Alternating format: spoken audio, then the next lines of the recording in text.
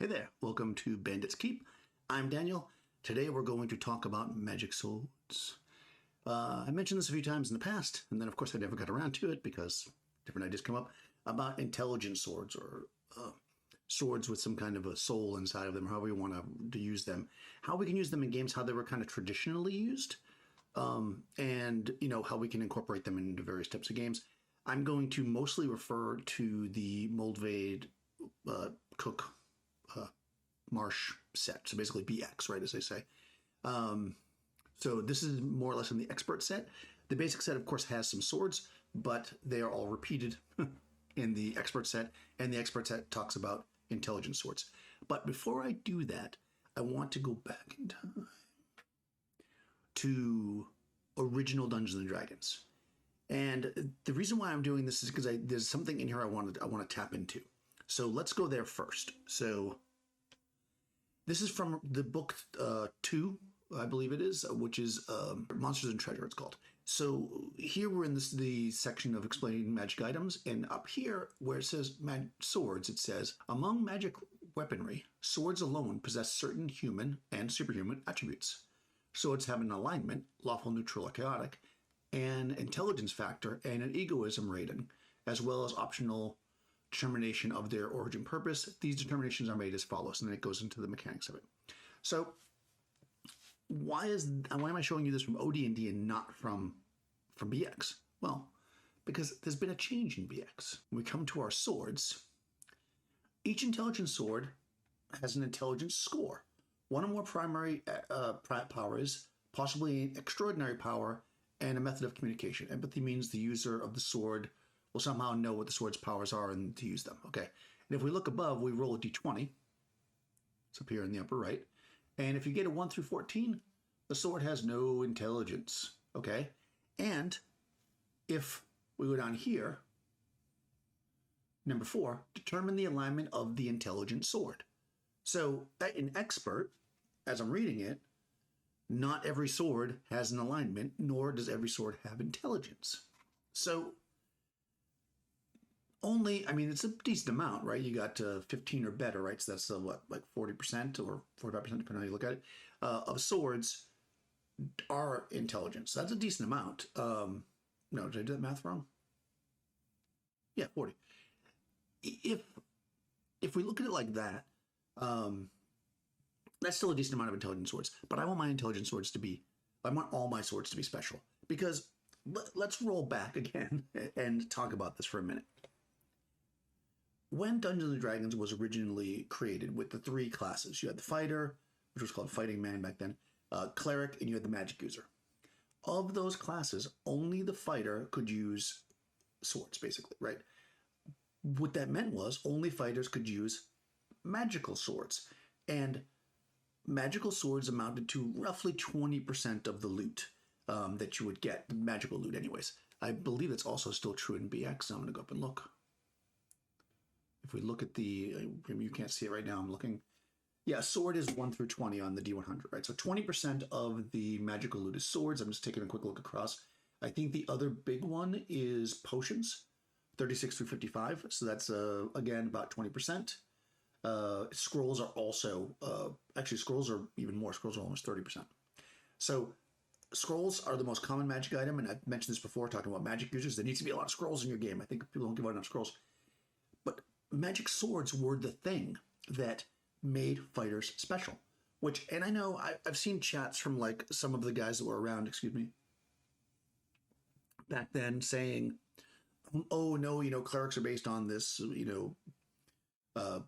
legend or whatever, and that's why they can't draw blood, blah, blah, blah. And that, I'm sure that's true. I'm not saying it's not. I don't know. I wasn't there. But I do think there was a bit of a balance thing going on here. Because if you look at it like that, like if a cleric can't use a magic sword, if you look at original Dungeons & Dragons, and actually BX for that matter, for the first 3 levels, the fighter and the cleric have the same 2 hit bonuses. They both can use all the armor. And in original Dungeons & Dragons, all the weapons did the same damage. In fact, that is the case of BX as well if you don't use the optional rule, which most people do with the variable weapon damage. So if you were a fighter or a cleric at first level, you basically fought almost the same. The fighters had 1 + 1 hit die, so they theoretically had 1 more hit point. But basically you could be a cleric that was easily be a cleric that was a better fighter than a fighter for the first couple of levels. The magic sword was the thing that separated the fighters, in my opinion. So now that that's not so much the case, I mean, I think that now most people are using variable hit points, all these other things. What ends up happening is fighters now kind of get reduced in coolness because they don't get as many magic swords. I think there was this like thought that people were giving out too much magic, which I've done a video about too much magic before. And for that reason, people hold off on giving out magic stuff. Or like this, like, these stories about like, oh, well, my party has like 16 +1 swords. So, they're constantly, just throwing them out because they found another one. Okay, that's a little much, right? So, let's talk a little bit about how we can vary that, make it more interesting, and make more intelligent swords. The first thing I'm going to say is, the first way that I want to, or house rule that I would add in, is that all swords have an intelligence rating, just like OD&D. So if we look at, let me go back to the expert book. We're in the expert book now. Let me go back to the swords. So 1 through 14, none, right? They have for the intelligence score. And then they have 15, 16, whatever, all the ways up to 12. The most intelligence sword can have is 12. Well, in OD&D, it was also till 12. Basically 1 through 6. Intelligence, the sword had no special powers and nothing additional, right? We'll keep that, right? So if we change this chart back to the OD&D one, what we get is every sword has intelligence. It might have a 1 intelligence or a 3 intelligence, in which case it wouldn't have any communication ability beyond, nothing, basically. But that means it would have an alignment. So now we've got something interesting going on with the swords. Every sword has an alignment. Every sword has some form of intelligence. Swords were made for a purpose. This is what I'm trying to bring to the front here. Now, in my world that I'm creating, if you follow me on my podcast, I talk a little bit about this, and I'll talk more about it. In my world that I'm creating for my original Dungeons & Dragons campaign, all of my magic swords are actually hold the spirit or soul of an elf. And because of that, the clerics are forbidden for using swords because in their religious order, they don't want to use the spirit of a creature to fight. So in my OD&D world, clerics can use any weapon except swords. And I thought that was a cool way to do it, but I clearly made it because I didn't want them to have access to magic swords because I think magic swords are the purview of the fighter. Okay, so going back, every sword has an alignment. Every sword has an intelligence. What this means is that any sword that you pick up could potentially be kind of an interesting plot point or roleplay point. Now, in OD&D, if a sword does not have an intelligence score of 7 or above, it does not have an egoism score. That is another thing I would change. Every sword will have an egoism score, and we're going to talk about all this in a second. Egoism score is basically the chance a sword can take you over, right? So anytime you pick up a magic sword, there is a chance that the sword is going to possibly want to corrupt you in some way or aid you in some way with its intelligence, because the sword is there, for that reason. Keeping those kind of house rules in mind, let's go through the process of sword and let's hit on a few points. So let's take a look at swords. Let's solve the pile of +1 swords problem. So number 1, if every single sword that you pick up, okay, has an alignment and an ego and an intelligence, even if it's just a plain old +1 sword, there'll still be something interesting going on there. You'll still have the situation where if you are neutral and you pick up this chaotic sword, it might start trying to corrupt you and change you, or you're neutral, you pick up a lawful sword, it might corrupt you and going towards lawful, right? So the sword itself will become more interesting for that reason. I recommend that you name every single sword. The characters don't necessarily need to know the name when they find it. If you think of, I think it was in The Hobbit, I can't remember it must have been Lord of the Rings, when they meet the people or whatever, and they show the blades, and then they this is blah blah, whatever the sword was called. Write in the comments what the swords were called, but you know what I'm talking about. I love that idea. Every magic sword that I make has a name. They all have an intelligence rating, they all have a name, they all gonna have an ego, and then they've got their plus. Now, if you do not like the idea of the +1 sword being always the thing, right? It's simple enough matter to come in here and just take the chart and change it, right? 1 through 40 is a +1 sword, but you can simply just take the ones below it, +1, +2 versus lycanthropes, +2 versus spellcasters, +2, 3 versus undead, and just repeat those, right, to fill that out. So you can basically have, take that, actually, if you took 41 through 80 and just repeated them and put them as 1 through 40, then all your swords would be interesting, right? Or you can just make up your own stuff, right? It doesn't have to be these exact things. You could make it, versus animals, or sword versus whatever versus dwarves, right? You can do all kinds of fun things with this. So every sword has this normal +1, so it's always a good sword, right? It's always +1, but versus their suggested type, they are more powerful. And I love that. And that's something I think has been removed from the later editions of the game, where you get these like +1, +3 versus regenerating creatures. So that is something else I would change. Every sword is plus whatever, and then, or unless you get like a +2 or +3 sword, those swords are special already by themselves, or a curse sword, right?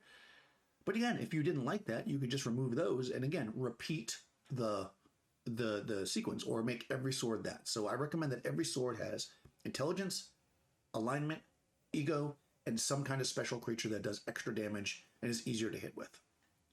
Now let's talk intelligence swords as written in the book. In here, certain swords, for me, every sword has intelligence, but you walk through the process of rolling up a magic sword. Number 1, determine if it has a special purpose. You roll a d20. If you get a 1, I think. No, if you roll a 20. Special purpose. If you roll a 20, then you get the special purpose sword.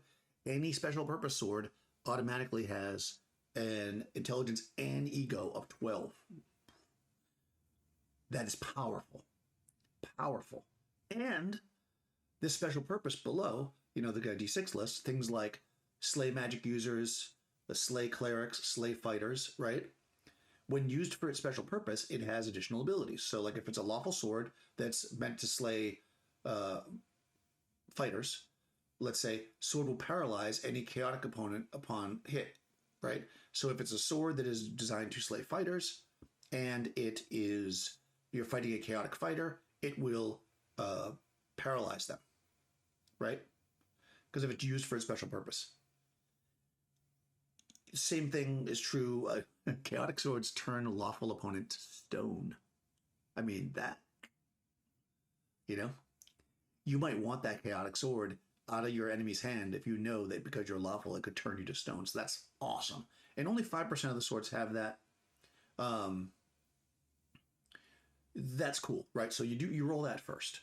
So if you have that, that's already setting your path, right? You're going to have a high intelligence. You're going to have high ego. It's going to be a powerful sword. This is like a legendary sword when it has this.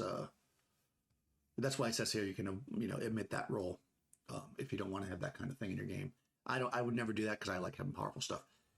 Okay, so let's just take a look at this. So we're going to roll for that.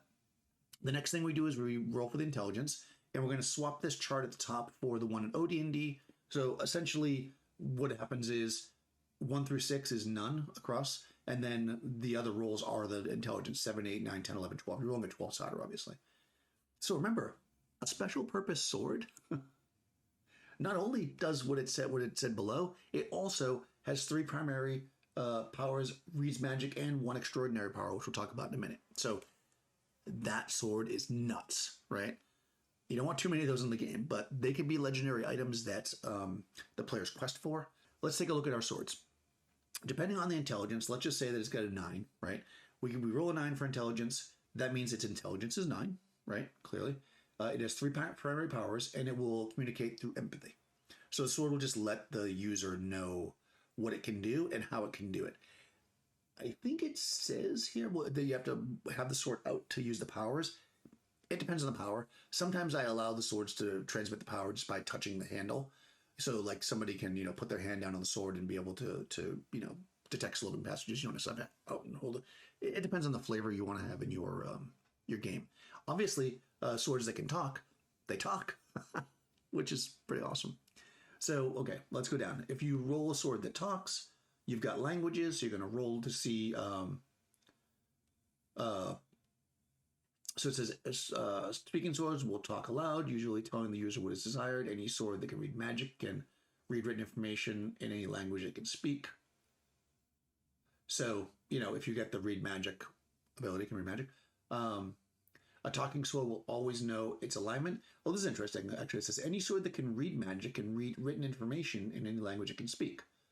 So that means that only if you have an intelligence of 9 or better can the sword read. Otherwise, it only speaks the language. That's actually interesting.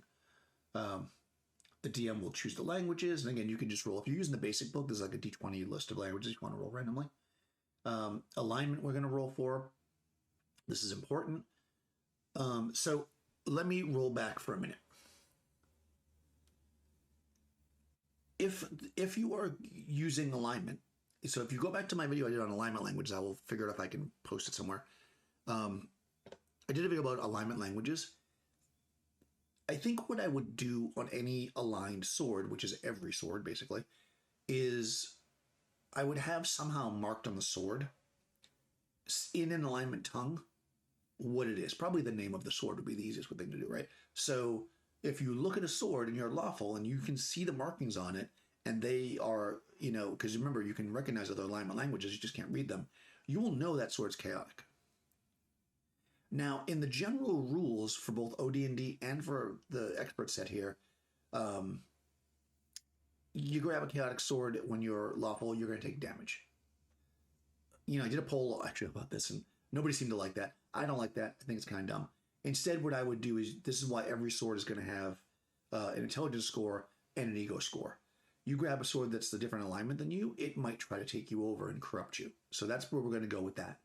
Just to know by the rules, technically if the sword doesn't have an intelligence of 7 or better, it doesn't have an ego, which means it can't take you over. So you wouldn't roll an alignment and it wouldn't matter. But I like rolling an alignment for every sword. So we're going to say every sword has an alignment, every sword has an ego, every sword has an intelligence rating, even if it's low. I mean, you could roll a 1 intelligence, right? Okay.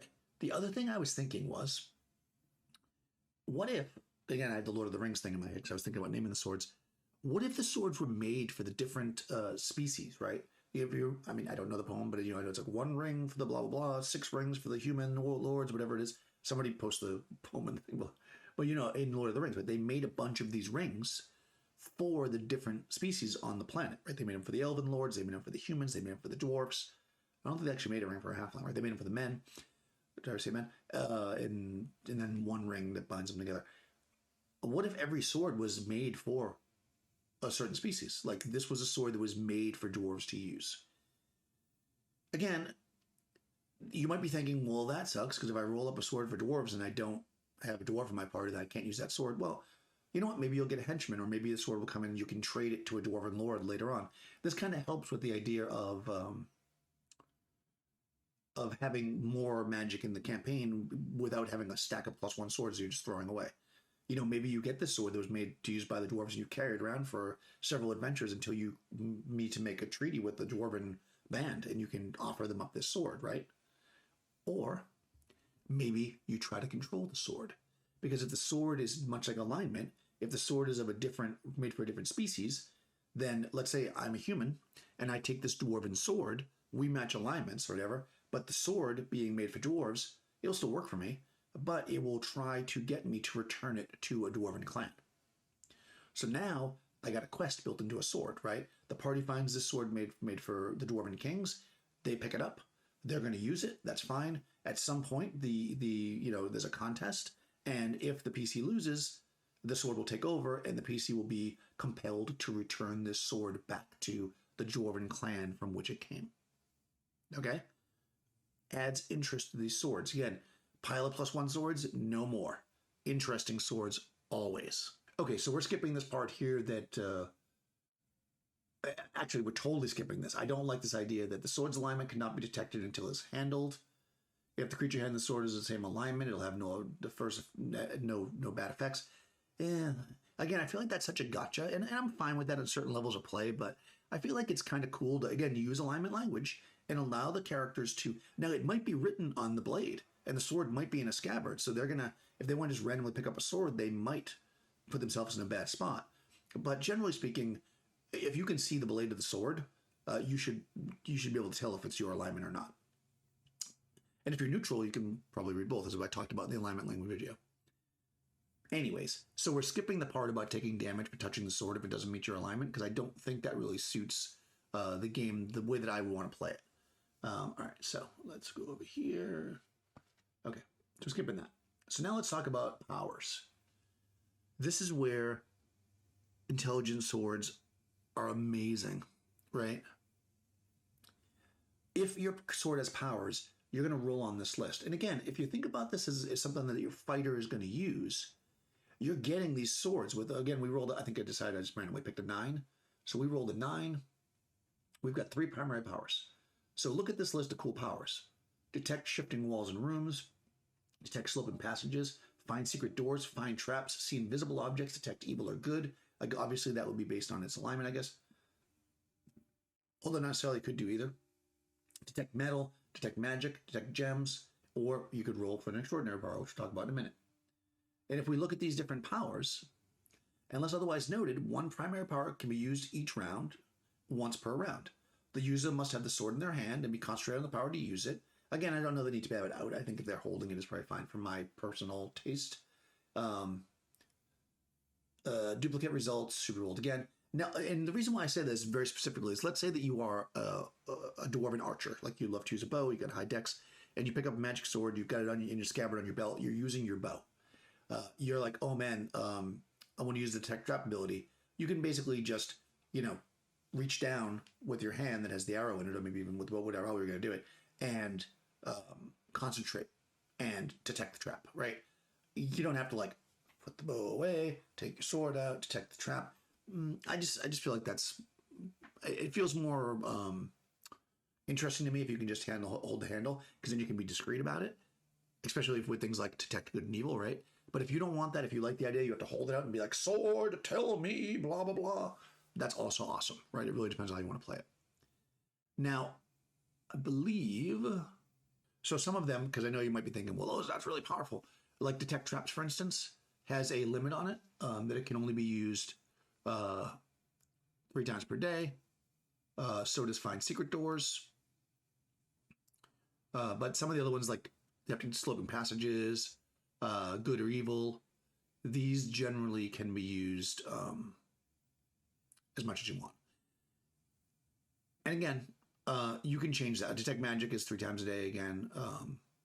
And yeah, that's it. So some of the ones that are more like spell-like, find secret door, detect traps, detect magic is listed as 3 times a day. It will be easy enough if you feel like putting this much magic in your campaign doesn't work to just make all of them 3 times a day. Now the extraordinary powers are, you roll a sword that has one of these powers, you are not messing around. This right here, they have to have it in their hand, and they can only use it 3 times per day unless noted. And now you've got things that are literally spells, right? Clairaudience, clairvoyance, ESP, telepathy, telekinesis, teleportation, X-ray vision, illusion, levitation, flying, healing, extra damage. I mean, these are your epic swords, but you only get an extraordinary power if you roll a sword with a special purpose, right? Because they automatically have a 12, or a 12 on the 12 side for the intelligence, or you get it if you roll a on the other chart, I think at 100 or something like that, right? No, 99, 96 or 99. So there's like a 3% chance there. All right, so the extra damage power is really awesome, so we want to highlight that. This power will increase the user's strength when striking. So it's just like right? For 1d10 rounds. During this time, the user will inflict 4 times the normal damage. Oh, man. Though it doesn't increase your chance to hit. And if you roll this again, then it goes 5 times or 6 times. So that's crazy. I mean, that's probably not going to happen, but... Okay, so now you're thinking, man, Daniel, you are breaking D&D. Why do they have these? That's not fair. This doesn't work out. It's not balanced. But let's look at ego, because this is where the swords become really, really special. To determine the ego score of an intelligence non-special purpose sword, roll a d12. The ego of the sword is a measure of the force of personality. A sword with high intelligence ego may try to control its user. Dun, dun, dun. Like mostly everything in BX, it is very systematic, right? So it tells you kind of when you should make the checks. Obviously, DM can use some judgment, but let's look at what it says, and this will give us a really good idea. One, when the character first handles the sword. So every time you find a sword the first time and you pick it up, it's going to try to control you. Because it doesn't, it's like, whoa, whoa, whoa. It's going to try to, let's take you. When a character is wounded to a point where half of their original hit points are gone. So character starts to get weak, sword sees its opportunity, right? When a character acquires another magic weapon, sword gets jealous. When a character of a different alignment tries to use it. So, of course, this is that situation, right? You're the lawful fighter. You see this chaotic blade on the ground, and you grab it because you want to try to, you're hoping you'll be able to control it, or maybe you don't realize it's chaotic because it's in a scabbard. And now we're going to have a test of wills, or that sword might take you over. Okay. When a situation arises where a special purpose of the sword, if applicable, can be used. Now, it says special purpose, which harkens back to if the sword has a special purpose. Remember, if you go up here, slay magic users, slay clerics, etc. I think I would extend this to all of these things. So in other words, if you have the sword +1, +3 versus undead, and you are not, and you see undead, and then you're just like, nah, I'm out, and you try to run, the sword is going to try to take control of you, because that sword wants to slay undead. I'm not saying it would take control of you if you just start fighting undead. That seems a little unreasonable, but it would definitely, if you try to not fight the undead, it will, in fact, take you over or try to. And I think that, again, makes the sword really interesting. So it's super powerful to have a sword +1, +3 versus enchanted monsters, but if you run into that enchanted monster, there's a good chance you're going to fight it. Because let's take a look at how this works. To make the control check, a DM must find the will score of the user and of the sword. When the will scores are defined, the being with the higher will score, either character or sword, will control the actions of the character. So let's look at the will score. An intelligent sword's will score is found by adding the sword's intelligence. So in our case, we said 9, right? Let's say that we had an average ego, so 6. Ego and bonuses. So now if we have our sword versus undead, right? It's normally got a 9 +6 +1 if it's fighting normal creatures. So it's got a 16 ego. But against undead, it's 2 more, so it's got an 18 ego. Now, if the sword is has extraordinary power, it gets a +1, and then it also gets a 1d10 added to their side if it is of another alignment. So now, potentially, I'm just going to say average, you're going to throw another 5 on there. So this sword, you're the chaotic thief who picked up the lawful sword of +3 versus undead, and you get into that, you see 10 skeletons coming, and you're just like, nah, I'm out. Now, the sword is going to have potentially a 25 will to try to make you stay, or 20, no, did I say 25? I did that wrong. 16, 17, 18, 23 will, I think that's right, somebody check my math, to combat you. Now, how do we calculate the character's will? Well, character's will score is found by the character's strength and wisdom scores and subtracting any adjustments due to wounds. So your thief, let's just say that they're average and they've got 10 in both things. They've got 20 there. They're going to lose that battle of wills, right? And if they're wounded, if the character has taken damage but no more than half, you'll subtract 1d4. And if it's more than half, 2d8. And remember that the sword is almost always going to try to take control of you once you get to half or below. So what you got to do, remember, the sword is an NPC. So if you are a lawful fighter and you pick up a lawful sword and you've been doing lawful stuff, and then you're wounded, the sword isn't going to be like, aha, my opportunity. However, if you are a lawful fighter and you picked up a chaotic sword and you've been doing lawful stuff and you've just been able to hold it off, when you get down to half hit points, the sword's going to be like, maybe I should make this fighter run into combat when they're weakened and die so that somebody chaotic can wield me. So again, the sword has an agenda in that sense. Okay, so it does give some kind of a swords in control, some ideas of what it might do. If a sword controls the character, the DM must decide the actions of the sword in certain situations. These may include leading the user past other magic weapons or discard other weapons, forcing the user to charge into combat to win glory for itself, forcing the user to surrender to an opponent, either one more worthy of the sword or one easier to control, forcing the user to spend most of his or her money on items for the sword, jeweled fittings, fancy scabbards, special magic protection, etc. The control will last until the sword is satisfied or until the situation which causes the control check is passed. So in other words, if it was because of you lost all those hit points and you were weakened, once you're back in town healing up, you'll get control of yourself again. And what I think is interesting about this is this now gives you this risk-reward situation. First of all, we're creating a much more interesting magic sword. Every sword you pick up is going to have some kind of purpose, whether it be fighting lycanthropes or undead, or maybe a full-on actual purpose as listed in the intelligence sword. Every one of them is going to have some kind of intelligence, even though it's a 3 intelligence, like an animal, right? It's going to have some kind of drive and intelligence. Although that kind of sword will never really communicate with the user. It'll just be there. It don't have any special powers or whatever. But that sword could still, if I pick up a sword +1, let's just say, just to make it simple, +1, +2 versus lycanthropes, and it is chaotic, and we're not fighting lycanthropes, let's say, but I get to half power, it's going to have a much lower, obviously, intelligence to battle against to create its will score, but it still can try to take over. And with that extra D10 added to its test, it's not going to be, a fair fight, if you will. I mean, unless your character has really high wisdom and intelligence, it's going to be a risky proposition to pick up any magic sword.